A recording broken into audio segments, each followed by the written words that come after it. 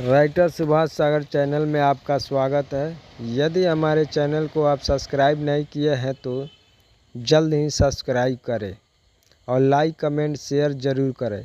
तो हम लेकर आए हैं एक नया शब्द जो मार्केट में कभी नहीं आया है। उस शब्द को लेकर आए हैं जो आपके मार्केट में बवाल और धमाल मचा देगा। तो चलते हैं हम अपने मुखड़े की तरफ। कोके भातार मोरे टीका मारेला रत भर लेके ठीका।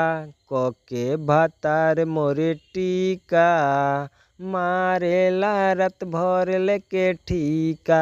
कोके भातार मोरे टीका मारेला रत भर लेके टीका। कोइल सोलो हो सिंगार कोइल सोलो हो सिंगार हो जाला हमारे फीका। कोके भातार मोरे टीका मारेला रत भर लेके ठीका। कोके भातार मोरे टीका मारेला रत भर लेके ठीका। कोके भातार मोरे टीका मारेला रत भर लेके ठीका।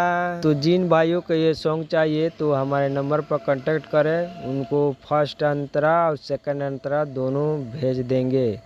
ये गाना फुल और एंड रेडी है।